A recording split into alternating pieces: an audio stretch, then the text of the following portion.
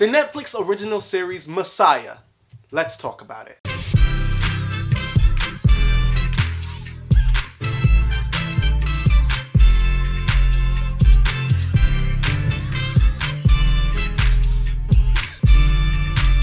Messiah is a pre-Armageddon / Rapture-like series that follows a man that was named by the people Al-Masih. And in this series, a CIA investigator / officer investigates his case and comes to the conclusion of whether or not he is the real Messiah or the second coming, or if he's just a false prophet. And in this series, we as the audience are on this journey with her. We don't know if he's the Messiah or not. We don't see any moments in which he could be faking it, but we learn everything that she learned. So based off of first watch of the show, I give it an 8 out of 10.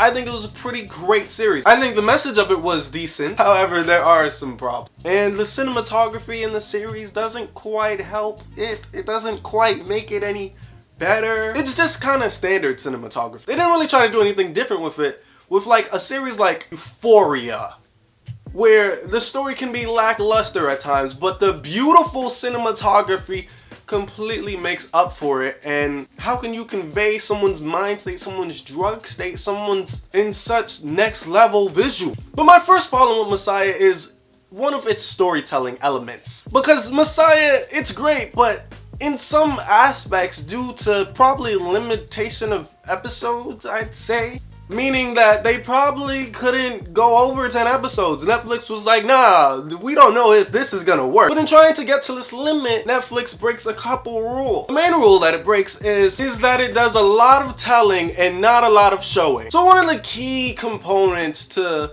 good writing is showing, not telling. Which, when a lot of us, begin to write, we start with, hey, we'll say, Dan was hungry, so Dan got something to eat. When, as opposed to, in a good story, you could be like, Dan's stomach was growling so loud, you could hear it in the next room. Like, both of them are saying the dude was hungry. But showing gives the reader or watcher much more satisfaction because instead of just having the story being told to them, they get to be the detective and figure out what these things mean on their own. And Messiah breaks this rule on many occasions. My first example of this would be with Rebecca's abortion. Like, you had the perfect alley-oop to show us this before. Rebecca quite literally has visions.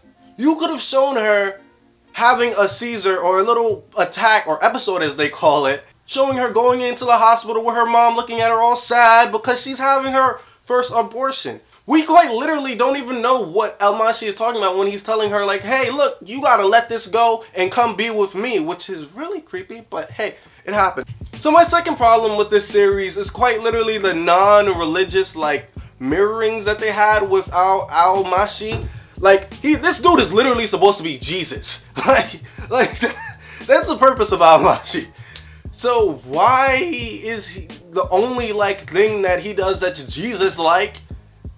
And hey, I'm saying this because I'm in the Christian faith. I don't know if he did things that mirrored in other faiths, but I'm just saying I didn't see too much of the Christian Jesus with this dude. The only thing that he did was walk on water, which was a dope scene.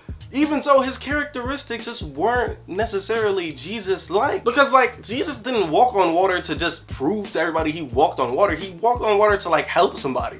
So that's why I didn't understand, okay, if he's supposed to be a con artist, yeah, but let's get to the end of the show.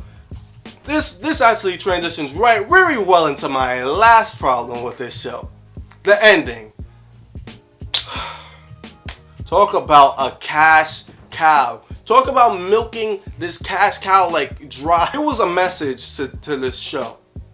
What it was, I don't know. I'm trying to figure out. I thought the message was like a Hitler type of message. Hey, people can be deceived by the littlest things, like a man pretending to be Jesus. But at the end, you show us him bring somebody back to life. So is this man God or what? But to me, the only reason why they did this is because they want to stretch the story out when I felt like this should be a one-off, a Netflix one season type of thing that just no more. But of course not. They had to milk it till it dries because The only thing left that I think they can explore with this story is quite possibly that they murder him for everybody to see, and then he rises up in 3 days and then comes back and steals the rest of the pies. And now, like, the people hate him. Like, what is this, supposed to be Spider-Man? Like, his mask is off. But anyways, thank you guys so much for watching. I hope you guys did enjoy this video. Braze. Make sure you guys subscribe if you guys enjoy content like this. This is all we're going to be pumping. I think I'm going to put out an Avatar Last Airbender video for the next video. I don't know. Let me know in the comments what you guys think of this series. If you guys have enjoyed the series, what you would rate the series. And leave a like on this video if you like videos like this. And